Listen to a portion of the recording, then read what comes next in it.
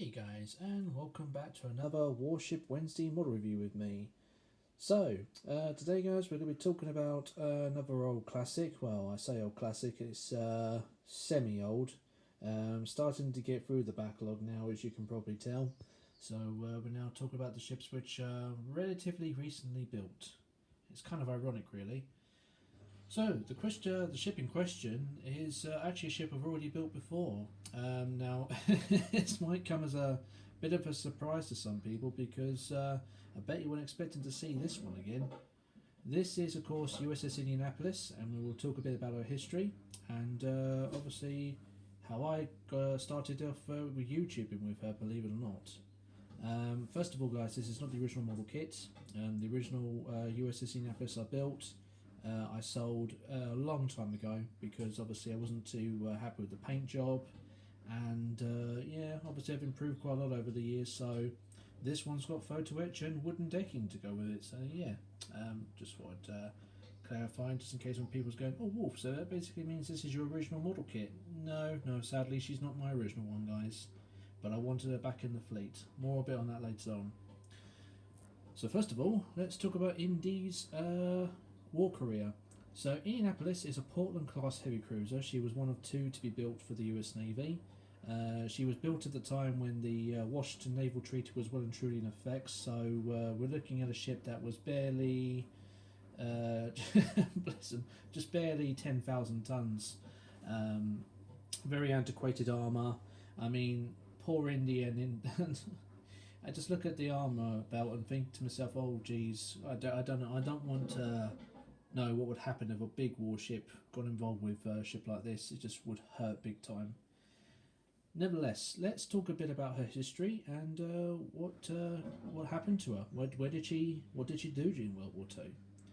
So obviously, if you guys know about USS Indianapolis' history, then I won't do too many details because I know one or two channels out there have already done it all. So I'll just explain the two basic bits that I definitely know that people will be interested. So Indianapolis, for most part of the war, she didn't really do much except for escorting aircraft carriers, from what I can tell. But her most crucial thing she did do during World War II was right near the end. She is responsible for delivering parts, or most of the parts, for the Little Boy atomic bomb just before its deployment in Japan. Unfortunately for Indianapolis, though, after her delivery, on her way back, she was hit by a Japanese submarine. Two torpedoes slammed into her starboard side, and the vessel went down in 18 minutes, as I believe was the timing for how quick she went down. Good 300 odd people went down with her, but a good portion of the crew did survive. And this is where poor Indianapolis's reputation really comes in. You see, shark attacks were a thing. They have been a thing for many, many years. But in the case of Indianapolis, it took the biscuit, guys. I'm not joking here. Yeah, a bit obviously dramatised and traumatised and horrified with the film called Jaws. If you guys haven't seen it, would recommend watching it, but it is an old film, so it can be a little corny in places, but it has got some good acting in it. I'm not going to lie there. It's not a bad film. Not too bad, anyway. So, the crew, basically, bless them, spent a good 4, maybe 5 days in the ocean, and while not being... basically, while not having problems with starvation and dying of dehydration, sharks were basically the major threat for the crew of the Indianapolis, and unfortunately, a good portion of them did get killed by sharks. And when the US Navy finally found out what happened, there was a massive argument. And, well, again, I won't share too much of the details because it's probably already been said, but let's put it this way. The poor captain of the Indianapolis just got blamed for all the problems, even though he was not to be blamed at all. So, yeah, poor ship, poor girl. Really did feel sorry for Indianapolis. Indianapolis. I do apologise, guys. It's a very long-winded word for a warship, not gonna lie. But there are worse ones out there. Yes, Russia, I'm looking at you. So, what got me into the Indies?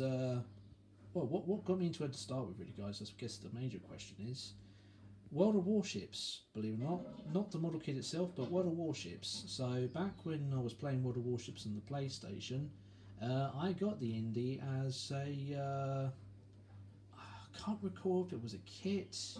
No, not a kit. I can't remember. It was a it was an event that was going on, and at the end of the event, you could get the Indianapolis as a as a premium warship in the game, and absolutely adored her in game. Although again, due to the armor and a few other things, I didn't take her into battle with certain warships because it would just melt whatever armor she did have at the time. If you guys are in background noise, I do apologise. It's just a wash machine. I can never seem to get away from that. Anyway, yeah, I played her, and obviously while going through it, I was interested in getting a model kit of the Indianapolis. And well, I was on eBay one day, found the 1/350 scale model of her by Academy, which is this one as well, and brought her, and well, that was basically the end of that story. So, obviously when I built her, she was the first 1/350 scale model warship I built on the YouTube channel back then.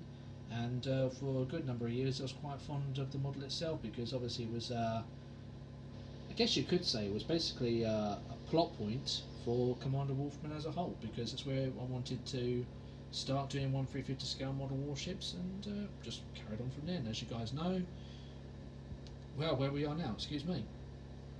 So yeah, let's talk a bit about the kit. So again, just like the original one, this is an Academy model kit, and I do recommend her, guys. There is a lot of room for obviously improvements if you're interested in that sort of thing. So you can definitely get photo etch bits for the gun barrels, photo etch for all the anti-aircraft guns, photo etch for the range finders, photo etch for the bridge, the smokestacks, the masts. You can get them in photo etch. Obviously railings.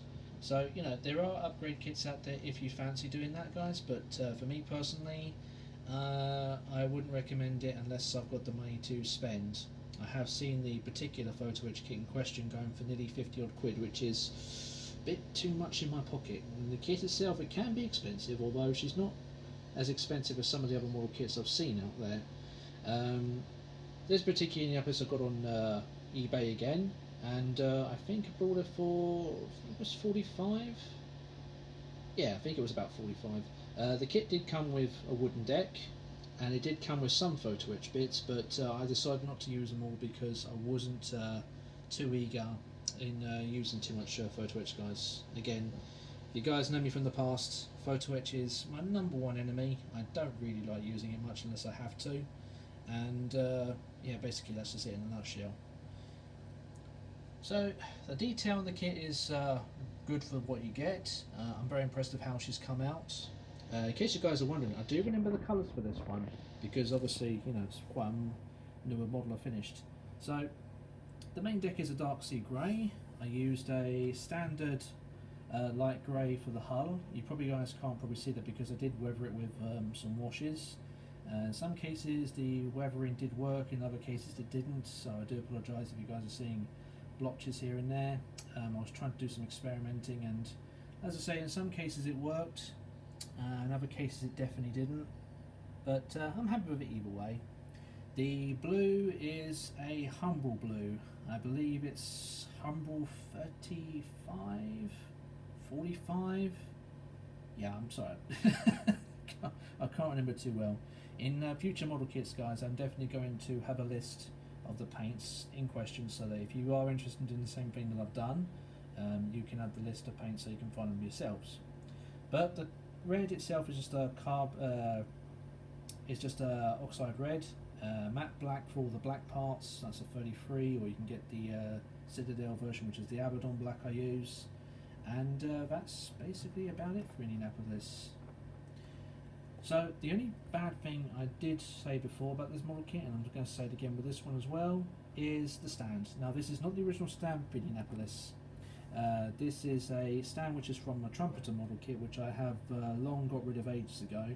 But I decided to take the plaque from the Indianapolis. So you can't see it too well, guys, because it's just painted black at the moment. I'm going to recover that later on. And I basically remodeled it so it would carry the Indy. As you guys can quite clearly see, it fits her like a glove. So yeah, I'm happy with the the results of that.